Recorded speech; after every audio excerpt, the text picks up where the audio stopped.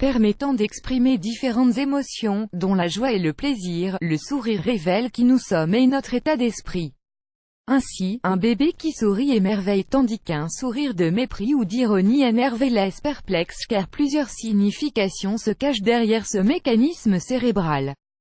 D'ailleurs, s'il y a bien un domaine dans lequel la signification du sourire est importante, c'est le bouddhisme.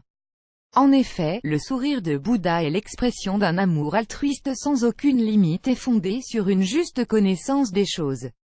Il reflète une bienveillance vis-à-vis d'autrui, dans l'espoir que chacun trouve le bonheur et les causes du bonheur, c'est-à-dire la sagesse, la liberté intérieure et la compassion. Le bouddhisme, mais bien plus encore, le bouddhisme est un enseignement qui se pratique au quotidien et s'illustre par le dharma. Ce dernier fait partie des 3 trésors ou 3 joyaux du bouddhisme, soit le Bouddha, l'éveillé, le Dharma, l'ensemble des enseignements, et le Sangha, la communauté. Le Dharma, réunissant la vie et l'enseignement de la vie, signifie s'étudier soi-même et éclaircir son existence. Bien loin de la simple acquisition d'un savoir, c'est la transformation de sa propre vie dont il s'agit, à l'aide de textes, d'écriture et de la méditation. Ainsi, dans ce travail sur nous-mêmes et sur notre perception du monde, le bouddhisme nous accompagne jusqu'à la fin de nos jours, comme le montre l'histoire de ce moine bouddhiste, Advertising Read Invented by TEADS Luang Forpian, un moine tout sourire après la mort originaire du Cambodge. Luang Forpian était un maître spirituel et bouddhiste vénéré dans la province centrale thaïlandaise de Lopburi. Avant de se convertir au bouddhisme, Luang Forpian aidait ses parents dans leur travail de paysan, puis il avait été soldat pendant 2 ans au service national de Lopburi. Fin publicité dans Play Vidéo Play Mute Current Time Minuit, Duration Time Minuit Loaded, 0% Progress, 0% Stream Type Live Remaining Time Minuit Playback Rate 1 Chapter Subtitles Off Captions Caption Off Full Screen Foreground, White Black Red Green Blue Yellow Magenta Cyan, Opaque Semi-Opaque Background, White Black Red Green Blue Yellow Magenta Cyan, Opaque Semi-Transparent Transparent Window, White Black Red Green Blue Yellow Magenta Cyan, opaque semi-transparent transparent font size 50%, 75%, 100%, 125%, 150%, 175%, 200%, 300%, 400% Text Edge Style Non-Ride 2 Pressed Uniform Drop Shadow Font Family Default Monospace Serif Proportional Serif Monospace sans serif proportional sans serif Casual Script Small Cap Default se donne ensuite, il se maria et eut 7 enfants puis 2 petits-enfants.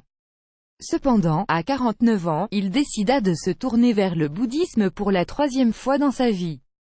Il décida de s'y consacrer entièrement et devint le disciple d'un maître du Wat Kriyang Katin. Advertising Read Invented by TEADS Rapidement, il fut un maître respecté tant pour sa connaissance concernant les prières que pour sa spécialisation dans la méditation vipassana, qui désigne la vue profonde, ou l'inspection, dans la tradition bouddhique.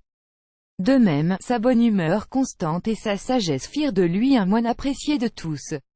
Malheureusement, Luang Forpian est décédé à l'âge de 92 ans, à la suite d'une maladie, à l'hôpital de Bangkok. Alors, il a été enterré selon les rituels funéraires bouddhistes afin que le passage de son âme et sa réincarnation soit complet. Ainsi, pour parfaire ce processus de renaissance après la mort, il est de coutume de retirer le corps du cercueil, notamment pour des moines vénérés. C'est pourquoi, 2 mois après son enterrement, Luang Forpian a été déterré le jour de l'anniversaire de sa mort.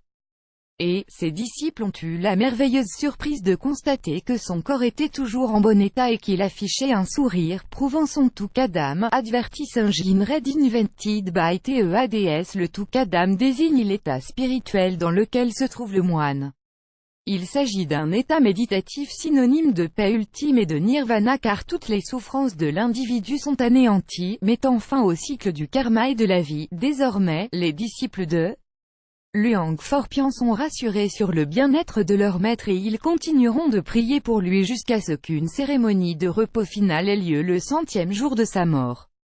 À travers cette conservation du corps et la sérénité qui règne sur le visage de Luang Forpian, on comprend davantage pour quelles raisons certaines personnes se tournent vers un mode de vie bouddhiste, notamment pour trouver la paix. À noter qu'évidemment d'autres voies permettent de s'épanouir et qu'il convient à chacun de trouver la sienne, plus grand que